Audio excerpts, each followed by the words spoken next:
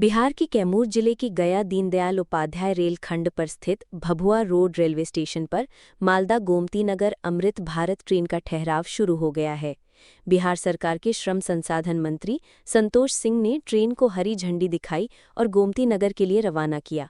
ये इस स्टेशन पर इस ट्रेन का पहला ठहराव था, जिसे लेकर स्थानीय लोगों में जबरदस्त उत्साह देखा गया। श्रम संसाधन मंत्री संतोष सिंह ने समर्थकों और रेल यात्रियों की मौजूदगी में अमृत भारत एक्सप्रेस को हरी झंडी दिखाकर गोमती नगर के लिए रवाना किया। ये ट्रेन मालदा टाउन से चलकर गया, टेहरी ऑन सोन, सासाराम होते हुए भभुआ रोड पहुंची और यहां से पंडित दीनदयाल उपाध्याय जंक्शन, वाराणसी, अयोध्या होते हुए गोमती नगर यानी लखनऊ तक जाएगी।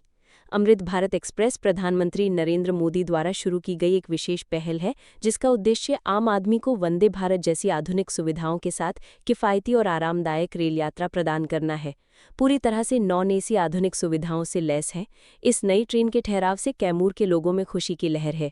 यात्रियों ने इसे सरकार की एक बड़ी सौगात बताया है। सभी नागरिकों की ओर से बहुत बहुत आभार, अभिनंदन, स्वागत कि पहली बार आज़ादी के बाद पहली बार कोई बाबा बैद्यनाथ और सुल्तानगंज और प्रभु श्री राम को एक साथ जोड़ने का काम किया है। ये कैमूर वासियों के लिए, प्रभु श्री राम के शुभेच्छु और शिव भक्तों के लिए एक बहुत बड़ा सुनहरा अवसर है। आज के दिन कैमूर के लिए, भभुआ रोड के लिए एक ऐतिहासिक दिन। सर, एक राजनीतिक सवाल है। इलेक्शन कमीशन पर राहुल गांधी और तेजस्वी यादव दोनों ने कहा है कि अब ये इलेक्शन चोरी शाखा बन गया है ये भाजपा का। देखिए, तेजस्वी यादव जी को तो इलेक्शन कमीशन पे भरोसा रखना चाहिए।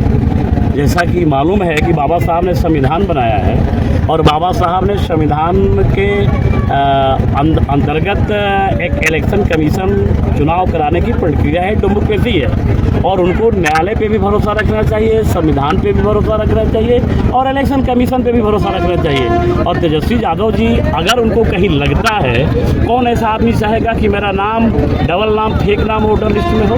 कौन कोई चाहेगा कि बाहर का आदमी का गलत नाम वोटर लिस्ट में हो जो बिहार के चुनाव को प्रभावित करता हो? सब लोग चाहता है कि मेरा नाम रहे। और कौन ऐसा पब्लिक है पूरे भारत देश का, मैं बिहार की तो बात छोड़ दीजिए, पूरे भारत का कौन ऐसा आदमी है जिसके पास उसकी नेशनलिटी जब देश का, इस देश का, भारत का है, तो उसके पास राष्ट्रीयता का कोई प्रमाण नहीं है। 14 उसमें दिया गया है। आई कार्ड है, वोटर ID कार्ड है, प्लस आधार कार्ड है, ये राशन कार्ड है, इलेक्ट्रिक बिल है और ज़मीन का रसीद है। कुछ भी नहीं है उसके पास। इसका मतलब है कि तेजस्वी यादव जी को पूरा बढ़िया से इसे पता करना चाहिए। और इलेक्शन कमीशन ये 20 साल पहले भी हुआ था मतदाता परिषद, कौन उस समय चुनाव था? ये इलेक्शन कमीशन का रूटीन वर्क है। अभी चुनाव आता है और इसको बारीकी से वेरीफाई करना होता है, क्योंकि कई लोग मर जाते हैं, मेरा वोटर बल उनका नाम वोटर लिस्ट से कटता नहीं है। ये तो एक रूटीन प्रक्रिया है, एक संवैधानिक प्रक्रिया है। इसमें तेजस्वी यादव जी को भरोसा रखना चाहिए।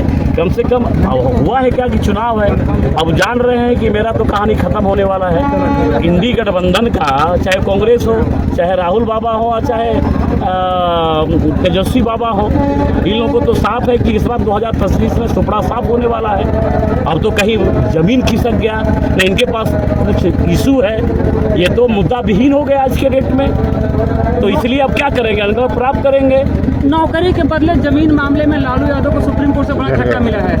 भाई, जो मेवा खाएगा, जो गलत काम करेगा, जो गड़बड़ करेगा, उसको सजा तो होनी ही चाहिए। ये कौन सी नई बात है? और लालू जी के लिए तो खासकर नई बात नहीं है, कोई ये समाचार नहीं है।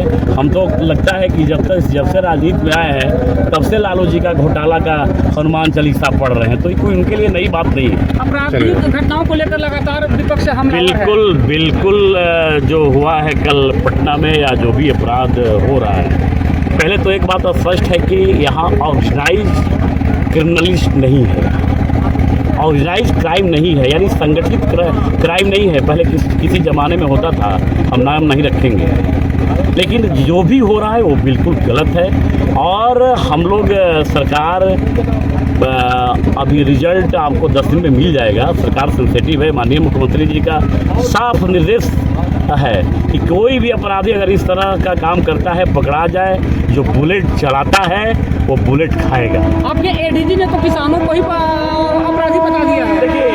साहब का ये कहना नहीं था, उसको एडीजी साहब का कहने का ये मतलब था कि अक्सर जब किसानी का अप्रैल मई जून जुलाई का जो महीना होता है वो बिहार में किसानों का महीना होता है, रोपनी का महीना होता है और ज़मीन का बहुत विवाद होता है। उसका ज़मीन एक चला गया उधर एक कट्ठा, उसका ज़मीन चला गया एक कट्ठा, आपस में लड़ते रहता है। उनका कहने का मतलब ये था, ये मतलब नहीं था कि किसान क्राइम है, कि उनको पता नहीं था। जो देश का नामी गिरामी जो क्राइम कंट्रोल जो स्पेशलिस्ट हो, IPS हो, क्या उसको ये पता नहीं है? लेकिन क्या है कि भाई विपक्ष के पास कोई मुद्दा नहीं है तो ऐसे ही लोग बोलते रहता है, कुछ उसको थ्रो मारो प्रेस